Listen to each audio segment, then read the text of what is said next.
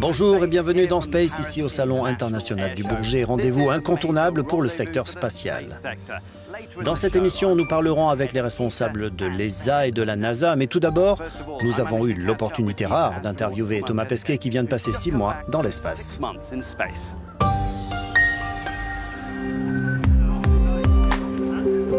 Premier grand événement public et premier bain de foule depuis son retour sur Terre. Thomas Pesquet est ce jour-là aux côtés du président français, Emmanuel Macron.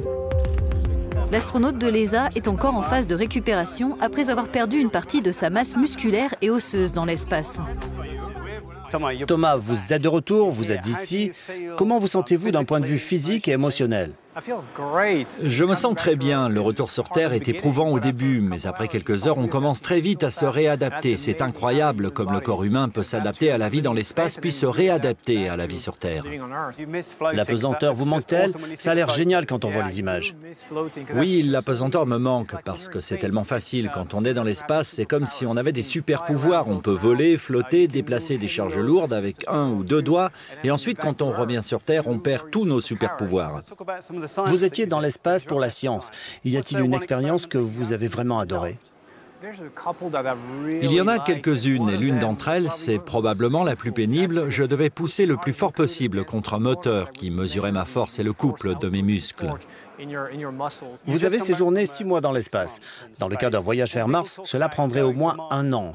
Seriez-vous prêt pour une telle mission aujourd'hui? Je crois que c'est tout à fait faisable. Le plus dur, c'est le retour. Quand je suis revenu sur Terre avec la pesanteur, je n'ai rien pu faire pendant quelques heures. Lors d'un voyage vers Mars, on veut être capable de répondre à n'importe quelle urgence. Donc il faudra faire pas mal d'exercices pendant le trajet. Psychologiquement, il faudra aussi se préparer parce qu'on ne verra plus du tout la Terre. Dans la station spatiale, on n'est pas très loin de chez nous. Une mission martienne, ce sera totalement différent. Les astronautes devront être préparés dans leur tête. Au Bourget, l'objectif Mars est présent dans toutes les têtes des professionnels du secteur spatial.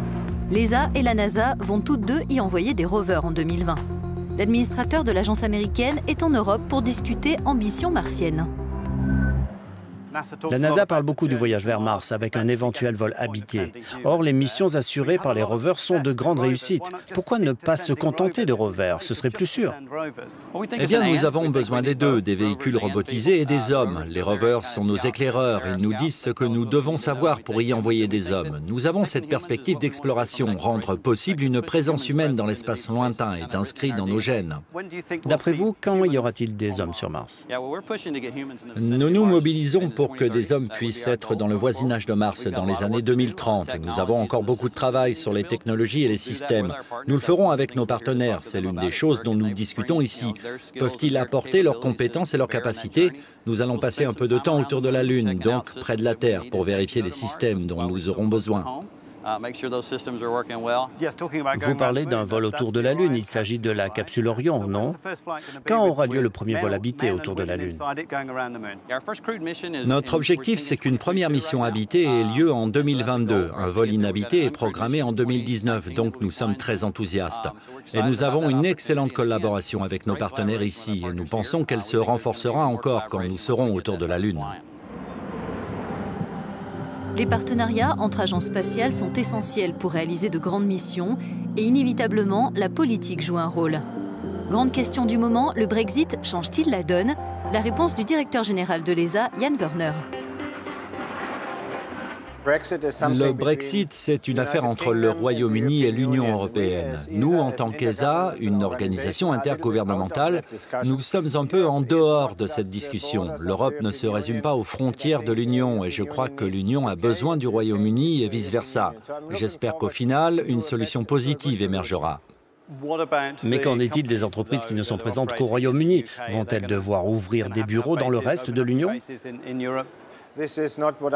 Il est trop tôt pour répondre, mais je peux vous dire que dans l'environnement de l'ESA, ce n'est pas une demande. Au sein de l'ESA, nous avons aussi la Suisse et la Norvège qui ne font pas partie de l'Union, donc nous savons comment gérer cela.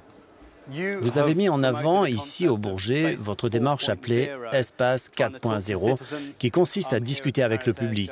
Quels sont les résultats de ces échanges? Que vous disent les citoyens? Que veulent-ils?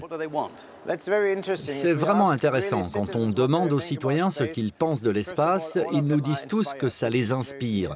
Et ils se rendent parfaitement compte, et je trouve ça très intéressant, de l'intérêt des activités spatiales pour leur vie quotidienne. Qu'est-ce qu'ils vous demandent de faire? Quel genre de mission veulent-ils? Souvent, ils nous demandent de nous lancer dans des missions risquées, par exemple d'aller sur d'autres planètes comme la mission ExoMars ou de rejoindre une comète. Ce sont des missions que les gens aiment beaucoup. Ils disent aussi qu'en étant une source d'inspiration pour eux, nous leur donnons la possibilité d'imaginer l'avenir. Et alors, l'espace n'est plus simplement quelque chose qui a un coût financier, mais qui a un intérêt pour nos sociétés. Le Salon du Bourget a aussi apporté son lot d'annonces importantes dans l'industrie spatiale. Ariane Group a fait part d'avancées dans la production de sa fusée Ariane 6 et indiqué travailler sur un lanceur réutilisable. L'italien Avio a signé un contrat pour 3 lancements de nouvelles versions de sa fusée Vega. Enfin, Thales Alenia Space a mis en avant son Stratobus, un ballon stratosphérique conçu pour assurer des missions complémentaires de celles d'un satellite. Et maintenant, quittons le Salon du Bourget pour un nouveau numéro de notre série Legends of Space. Ce mois-ci, nous rencontrons un ancien cosmonaute soviétique, Alexei Leonov. En 1965, il réalisait la toute première sortie spatiale extravéhiculaire.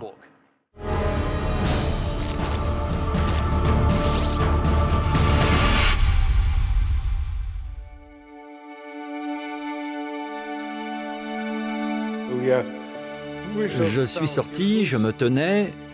Et j'ai dit ces mots. Je ne m'en souviens pas, mais ils ont été enregistrés. La Terre est bien ronde, finalement. Et puis ce silence. Je pouvais entendre les battements de mon cœur, ma respiration bruyante, et rien d'autre. À ce moment-là, il y a eu un problème. Je sentais que mes doigts ne touchaient plus le bout de mes gants. Mes pieds étaient libres dans le scaphandre devenu trop grand. Et je me disais, comment je vais faire pour revenir dans la capsule? Et j'ai réalisé que la seule solution, c'était de réduire la pression dans la combinaison. Sans rien dire, j'ai juste fait baisser la pression de 0,27. J'ai alors complètement réalisé que je venais d'être dans des conditions où l'azote commence à former des bulles dans le sang.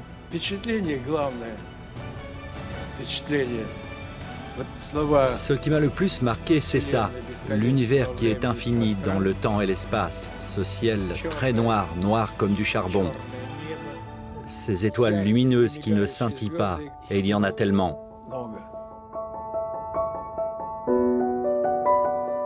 Et puis ce silence, comme sur un tournage de film quand on demande le silence.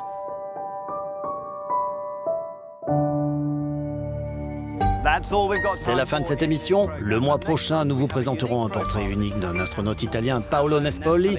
Retrouvez d'autres infos en provenance de l'univers sur notre blog Space sur euronews.com.